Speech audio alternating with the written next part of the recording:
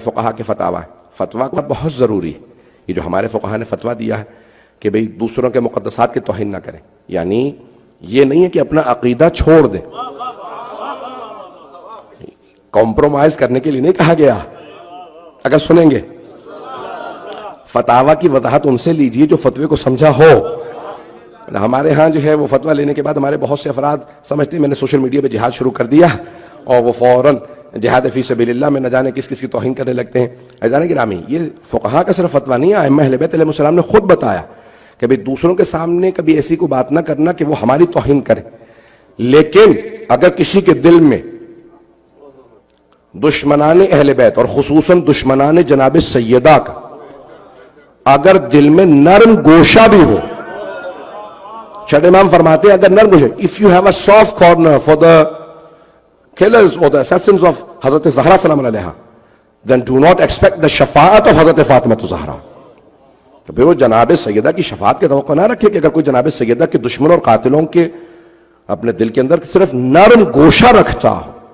سخت جملے کہہ رہا ہوں، ماننے کی بات ہی نہیں ہے، صرف سافٹ کارنر ہو، دل میں گنجائش ہو شاید اچھے ہوں، تو بھی بھائی کسی اور جگہ چلے جائیے.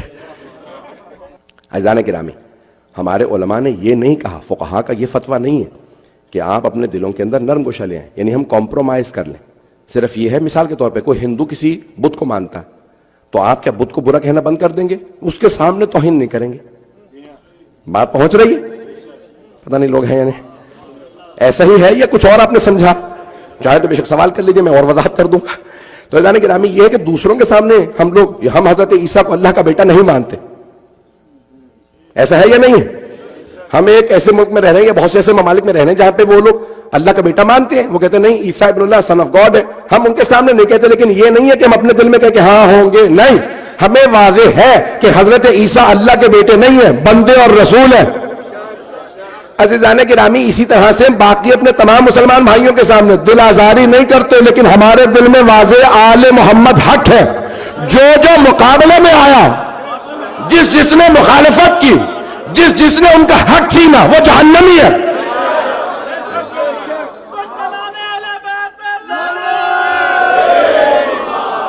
بات واضح ہے کہ جو بھی ان کے مقابلے میں، جب ائمہ علیہ السلام نے لعنت کی تو ہم کون ہوتے ہیں؟ عزیزان گرامی، زیارت عاشورہ دیکھیں، زیارت وارثہ دیکھیں، تمام زیارات کے اندر الفاظ موجود ہیں. اور ہمارے بھی بہت سے افراد وہ مشورے دے رہے تھے، مولانا ہاں یہ تبرہ ہمارے فقہا کا فتویٰ آ گیا، زیارات بدل دیتے ہیں، ان میں سے زیارت میں سے تبرہ کے جملے نکال دیجئے. ارے آپ میں ہمت ہے تو چھٹے امام کو جا کے مشورہ دے دیتے، اور جب جاؤ زیارت کی تو نہ پڑھو، اور اگر آپ کا دل نہیں مانتا تو نہ پڑھیے. عزیزان گرامی، یہ ائمہ سے جملے آئے ہیں. جس چھٹے امام علیہ السلام نے کہا ہے نا ان کی دل آزاری نہ کرنا، انہوں نے ہی زیارت وارثہ دی ہے، لعنت کے ساتھ دی ہے. زیارت عاشورہ دی ہے، لعنت کے ساتھ دی ہے.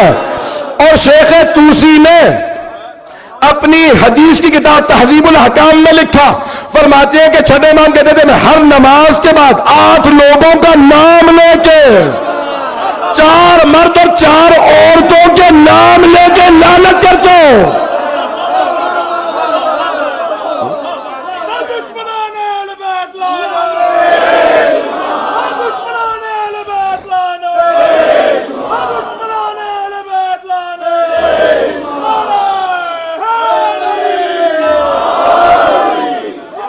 بات واضح ہے. اگر کوئی سمجھنا چاہتا ہے تو کہاں سے آیا یہ سارا نظام؟ یہ قرآن کریم نے دیا ہے. قرآن میں جگہ جگہ اچھوں کی تعریف کی گئی ہے.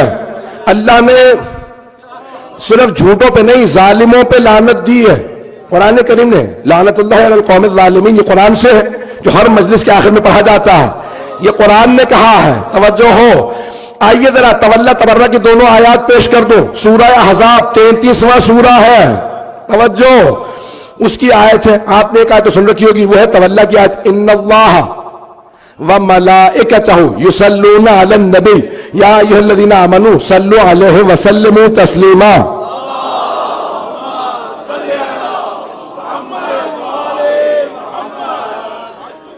یہ جہاں صلوات کی آیت ہے اسے کہا جاتا ہے تولا کی آیت، اسی کے فوراً بعد ہے تبرہ کی آیت. یہاں اللہ کہہ رہا ہے بے شک کہ اللہ اور اس کے ملائکہ اپنے نبی پہ درود و سلام بھیجتے ہیں.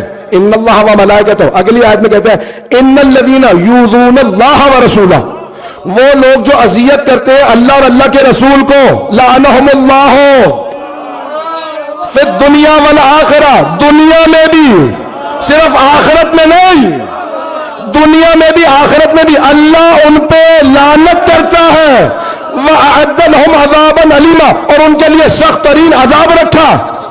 اب پیغمبر نے صحیح بخاری میں فرمایا، اللہ یہاں پہ کہہ رہا ہے جس نے رسول کو اذیت دی اس پہ لعنت، پیغمبر صحیح بخاری میں فرما رہے جس نے سیدہ کو اذیت دی اس نے مجھے اذیت دی، جس نے مجھے اذیت دی اس نے خدا کو، جو خدا کو اذیت دے اسی پہ بے شمار ہے۔